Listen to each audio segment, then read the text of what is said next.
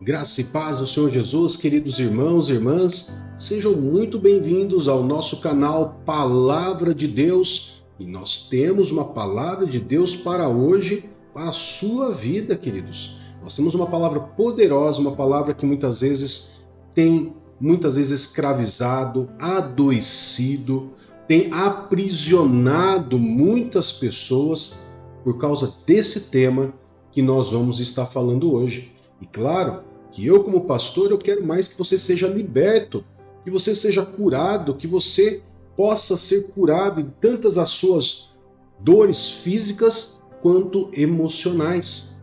Mas para isso, eu preciso fazer algo importante que Deus nos ensinou. Quando nós vamos olhar para a Bíblia, queridos, nós vamos ver muitos ensinamentos. Mas esse ensinamento é um ensinamento muito claro.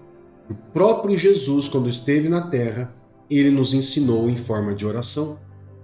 O tema da nossa mensagem hoje é perdoar para ser perdoado.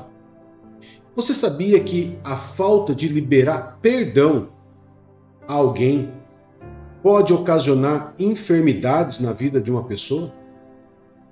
Você que guarda mágoas, ressentimentos de uma situação, que guarda mágoas, ressentimento de pai, de mãe, por alguma palavra, você que guarda mágoa, ressentimento, muitas vezes de um relacionamento frustrado, ou de um emprego, ou de uma briga, de uma discussão, de uma discórdia. Quantas situações que para você muitas vezes parecem desse tamanho, mas que toda vez que toca naquele ponto é como se algo remoesse. É como se você, cada vez que lembrasse daquela situação, você tomasse um golinho a mais de veneno. Quanto você vai tomando, mais você vai morrendo.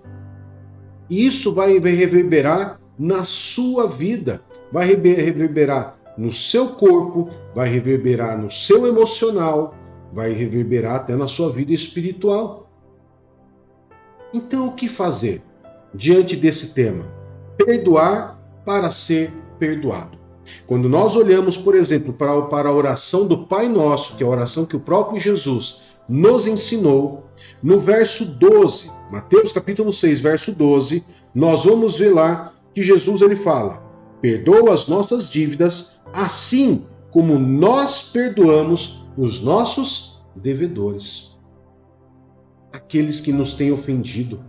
Nós liberamos perdão, diz a palavra do Senhor. Mas muitas vezes as pessoas falam da boca para fora.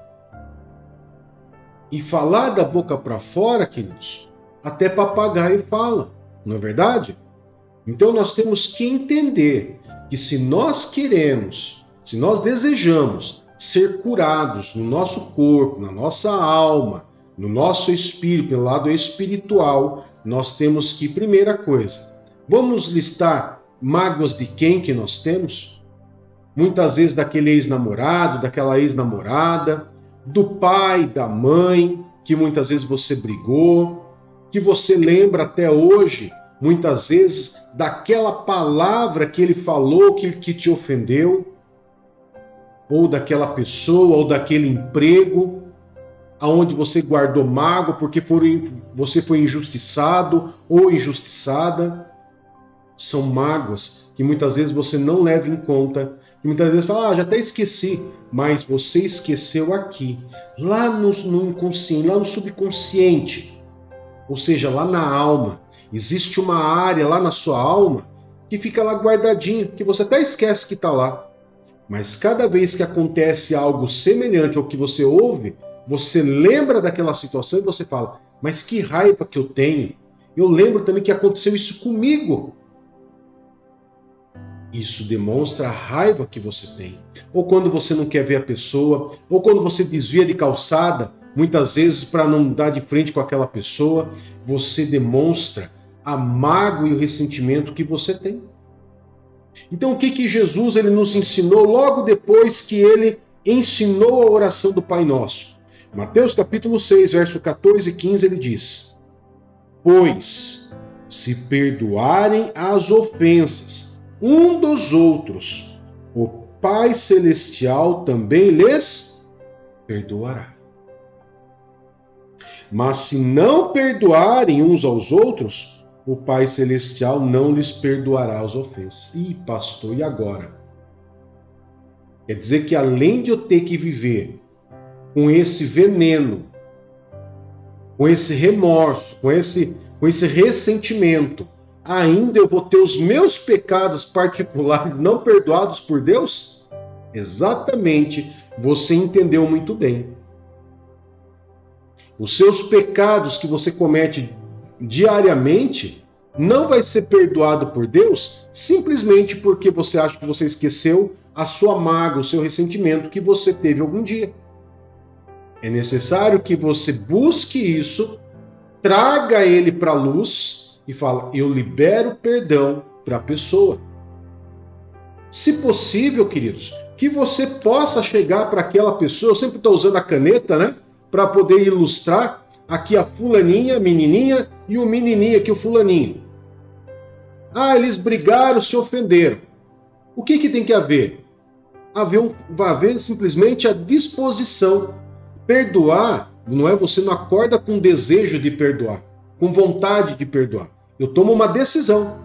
Daí a menininha que acordou, ouviu essa mensagem, falou assim, eu vou ter que ir lá atrás do fulaninho, mesmo que ele não queira mais nada comigo, mesmo que eu não queira mais nada com ele, mas eu quero liberar perdão sobre a vida dele, porque eu também quero que Deus me perdoe.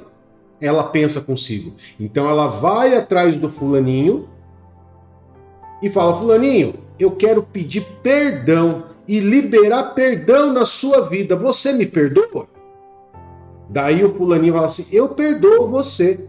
Então tudo bem. Eles trocam a mão e falam, amém. Nós perdoamos uns aos outros. O pecado dos dois é perdoado. Agora, enquanto os dois ficarem de biquinho um com o outro, magoado um com o outro, o pecado que ambos fizerem não são perdoados. Mas, pastor, e se eu for pedir lá perdão pro fulaninho, e o fulaninho falar, não te perdoo? O problema é dele. Você vai liberar perdão sobre a vida do fulaninho e simplesmente Deus vai liberar perdão sobre a tua vida. E não vai liberar sobre a vida dele porque ele não perdoou o seu pecado, a sua ofensa. Amém? Então, nós temos que entender como isso funciona, porque isso tem pessoas doentes, tem pessoas com câncer, tem pessoas com depressão, tem pessoas com ansiedade, tem pessoas, querido, feridas na alma, porque não liberaram perdão, porque não tem essa coragem de se dispor a pedir perdão. Pedir perdão não é vergonhoso, queridos. Não é vergonhoso. Você demonstra ter caráter, ter educação e primordialmente que você é cristão, que você é filha de um Deus que libera perdão. Como você pode dizer que você é filha de Deus, sendo que Deus está louco para liberar perdão para você e você não libera perdão para os outros? Como que você é diferente do seu pai? Você não pode ser diferente do seu pai, daquele que te criou, daquele que te gerou.